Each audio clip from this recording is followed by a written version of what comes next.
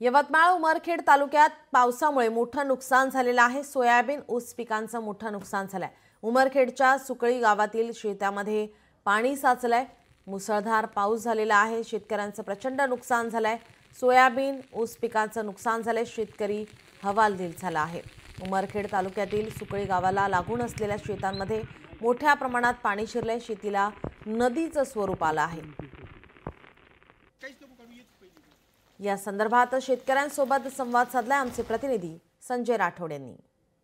उमरखेड विधानसभा क्षेत्रामध्ये मोठ्या प्रमाणात शेतकऱ्यांचं अतिवृष्टीने नुकसान झालेलं आहे। मी सध्या उमरखेड लागत असलेल्या सुकळी गावामध्ये आहे। आपण पाहू शकता कशा प्रकारच्या या ठिकाणी शेतामध्ये नदीचं स्वरूप आलेलं आहे। पूर्णतः सोयाबीन असो ऊस असो पावसाखाली गेलेला आहे, पाण्याखाली गेलेला आहे। शेतकरी हवालदिल झालेला आहे। मोठा शेतकऱ्यांना या ठिकाणी फटका बसताना दिसत आहे। तरी सुद्धा प्रशासन आतापर्यंत झोपून आहे का असा सवाल सुद्धा यावेळेस उपस्थित केला जात आहे। जवळपास 5 एकरपेक्षा जे आहे ते क्षेत्र या ठिकाणी बाधित झालेलं आहे। या संदर्भात बोलण्याकरिता आपल्यासोबत नागरिक आहे। कशा प्रकारचे या ठिकाणी नुकसान झालेलं आहे, काय तुमची मागणी आहे आणि काय सांगणार आहेत?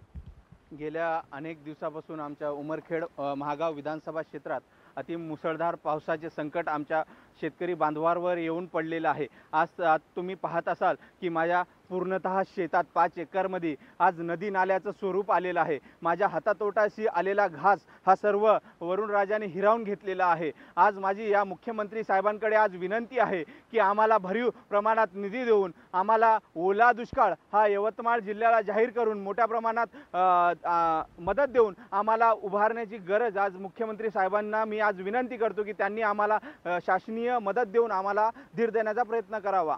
नक्की एकंदरीत पाहिलं तर शेतकऱ्यांचं मोठं नुकसान या ठिकाणी झालेलं आहे। मात्र प्रशासन शेतकऱ्याच्या बांधापर्यंत आलं नसल्याची ओरड सुद्धा होत आहे। येणाऱ्या 29 तारखेला मुख्यमंत्री देवेंद्र फडणवीस हे यवतमाळच्या जिल्हा दौऱ्यावर आहे।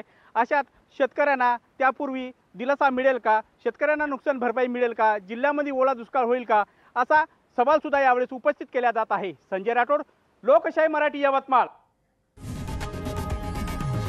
लोकशाही मराठी ऐका, पहा, जागरूक रहा।